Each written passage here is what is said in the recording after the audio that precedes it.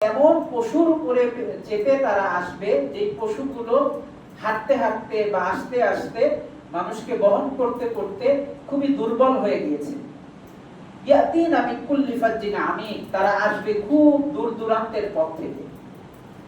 এখানে মানুষের আসার দুটি পদ্ধতি বলা হয়েছে, একটা হচ্ছে পায়ে হেঁটে, আরেকটা হচ্ছে পশুর উপরে চেপে।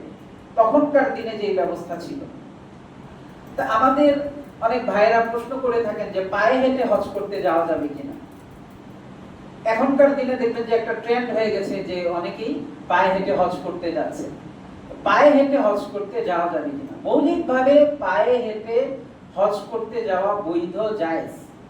কিন্তু উলামায়ে কেরাম যেটা বলে থাকেন যে আল্লাহ রাব্বুল আলামিন যখন আপনাকে দুটি উপায় দিয়েছেন, দুটি অপশন দিয়েছেন, একটা অপশন হচ্ছে সহজভাবে বর্তমানে যে টেকনোলজির যুগ, যে প্রযুক্তির যে যুগ, আল্লাহ রাব্বুল আলামিন আমাদেরকে বিমান দিয়েছেন। এর আগে ছিল মানুষ জাহাজে চড়ে হজে যেত।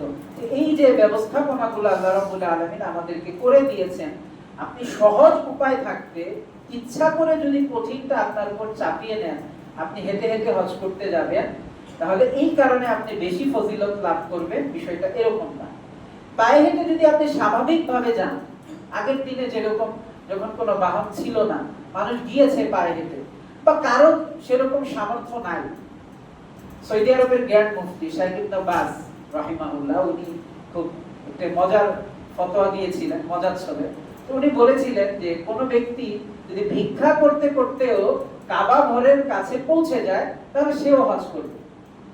কাবা ঘরের কাছে যদি পৌঁছানোর সামর্থ্য থাকে, মক্কায় যদি পৌঁছানোর সামর্থ্য থাকে, সে হজ করবে। তো ভিক্ষুকও যদি ভিক্ষা করতে করতে সেখানে চলে গেছে, এটা হচ্ছে যে সে স্বাভাবিকভাবে হাঁটতে হাঁটতে চলে গিয়েছে, কিন্তু আমি ইচ্ছা করে আমার উপর চাপিয়ে দিলাম, আমার সামর্থ্য আছে, আমি বিমানে করে যেতে পারি, এরপর আমি হেঁটে হেঁটে কষ্ট করে যাচ্ছি, এই কারণে আমি বেশি ফজিলত লাভ করবো। বিষয়টা এরকম।